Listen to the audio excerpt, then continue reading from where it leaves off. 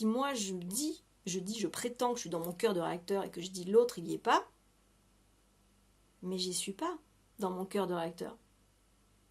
Si je considère que l'autre comme inconscient, décentré, égoïste, enfin tout ce qu'on peut imaginer qu'on peut mettre sur le dos des autres, c'est toujours les autres les méchants. Donc si je dis toujours que l'autre c'est le méchant, en quoi je suis dans mon cœur de réacteur? Je suis toujours identifiée dans le triangle dramatique. Je suis toujours une victime. Donc si je suis une victime, je ne suis pas dans le cœur du réacteur.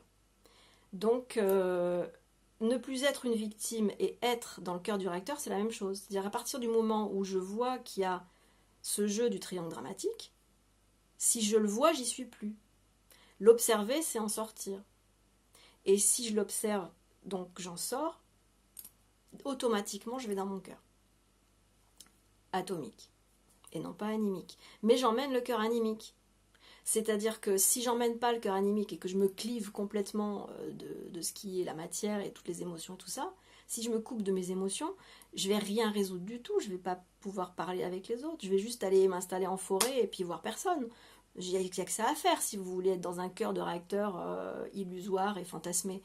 Mais si vous voulez un cœur de réacteur qui diffuse et qui infuse aussi, c'est-à-dire qui diffuse son énergie et qui infuse aussi les cœurs de réacteurs des autres, et qui a un partage commun là-dedans, eh bien, il y aura vraiment besoin que on aille chercher l'anima, c'est-à-dire le cœur animique, c'est-à-dire l'émotionnel.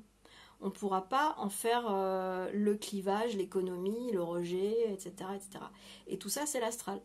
Alors bien sûr, on ne peut pas être d'accord. Autre question de flow.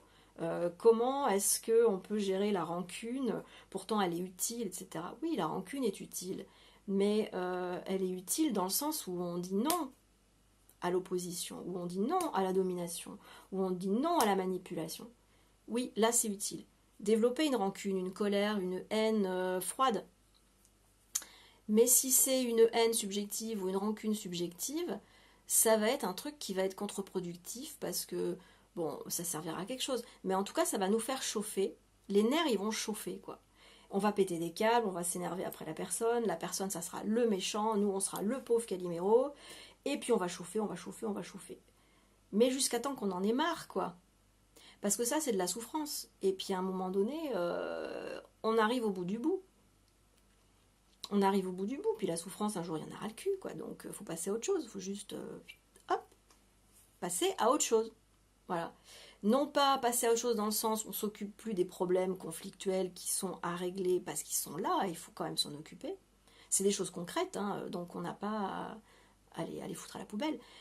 Mais par contre, ce qu'on a, entre guillemets, à foutre à la poubelle, c'est notre position de victime, parce que c'est toujours celle-là qu'on défend, et ce qu'on attribue aux autres d'être un bourreau. C'est ça qu'il faut mettre à la poubelle.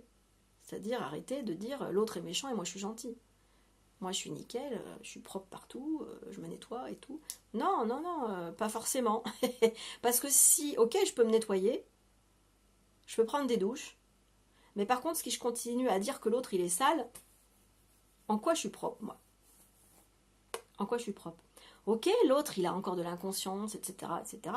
Mais si je vois que ça, l'inconscience, il y en aura toujours. Vous aurez toujours des raisons de ne pas être content de quelqu'un parce qu'il fait n'importe quoi. Parce que tous, on est amenés à faire n'importe quoi.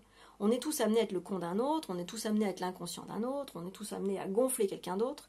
Et c'est réciproque, de tout le temps, tout le temps. C'est-à-dire qu'on fait chier quelqu'un, il nous fait chier, après c'est l'autre, après nous on fait chier. Enfin bon, on fait que ça, tout le temps, en permanence. Mais si on est coincé dans ces jeux, dans ces identifications de rôles que l'on joue gentil, méchant, et qu'on se passe, on s'attribue en ping-pong, mais on n'est pas sorti, quoi. On n'est pas sorti. Et la langue commune, on la trouvera jamais. On pourra parler espagnol, anglais, italien, français. Ça changera rien. On changera pas. On pourra aussi changer de gouvernement. On pourra aussi changer de virus. En trouver un autre. Quand celui-là, on aura cru qu'il est éradiqué. Ensuite, on pourra trouver d'autres barbares avec des sabres pour nous couper la tête. On pourra trouver d'autres couleurs sur les gilets. On pourra trouver, je sais pas moi, une menace de bombe atomique grâce à la Corée du Nord. Je ne sais pas moi. Enfin, il y a toujours quelque chose qui fait chier. Voilà. Toujours. Donc, euh, et c'est aujourd'hui, j'ai reçu un petit truc qui était très intéressant sur... C'était quoi déjà? Ah oui, c'est le vaccin qui sera la véritable pandémie. Oui, bon, entre autres, hein, parce que la pandémie, c'est surtout la connerie. La pandémie, ça peut être tout et n'importe quoi.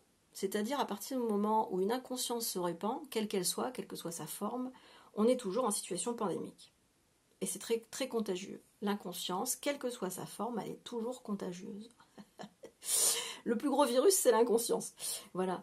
Et ben oui, donc il y aura toujours quelque chose pour nous faire chier, il y aura toujours quelque chose pour nous rendre malades, il y aura toujours quelque chose pour nous faire mourir. On aura toujours l'épée de Damoclès de la fin du monde personnelle, parce que la fin du monde est toujours personnelle, toujours individuelle, même si elle se passe en groupe. Elle est jamais universelle, la fin du monde. Elle est toujours individuelle, même si elle est relativement collective. Voilà. On vit tous, dans toutes les incarnations, on vit des fins du monde, donc voilà, c'est pas grave en soi, quoi. Euh, la vraie chose importante dans tous les espaces-temps, quels qu'ils soient, et qu'on change d'espace-temps ou qu'on change pas d'espace-temps, ça aussi c'est pareil, c'est ce qu'on vit à l'instant. C'est ce qu'on vit à l'instant. Et est-ce que je suis bien à l'instant? Est-ce que je suis donc dans mon cœur de réacteur à cet instant? Et si je suis dans mon cœur de réacteur, je suis forcément bien. Je suis forcément à l'aise. Même s'il y a des problèmes autour, même si c'est toujours de la collision autour, je suis dans l'œil du cyclone. Voilà, le cyclone, il peut tourner autour. Hein. Voilà. Dans l'œil du cyclone, c'est le calme, quoi. C'est la sérénité, c'est la certitude, c'est tranquille la vache sacrée, quoi. Ben ouais, voilà. Moi, j'ai pas une vie qui est spécialement bien foutue. Voilà, je fais pas, j'ai pas une place au soleil. Je suis pas née avec une cuillère en argent dans la bouche. Enfin bon, des trucs comme ça, quoi. Euh, donc c'est du. Il y a quelqu'un qui me disait aussi, ouais, je veux pas travailler, me battre et tout ça. Ben oui, c'est bien. C'est bien, c'est bien. Bon, bah, il y a les allocations si tu veux. Mais est-ce qu'on se réalise avec des allocations? Voilà. Après, on peut vivre avec des allocations, c'est pas un problème. Ça met rien à foutre, quoi. Mais l'important est d'être bien. Qu'on vive avec des allocations ou avec un travail, peu importe en fait. L'essentiel, c'est qu'est-ce qu'on fait créativement de sa vie. Est-ce que je suis bien avec cette situation ou avec cette autre situation? Il y avait Saint Paul, il disait, j'ai appris le secret d'être heureux, que je sois riche ou pauvre. Voilà.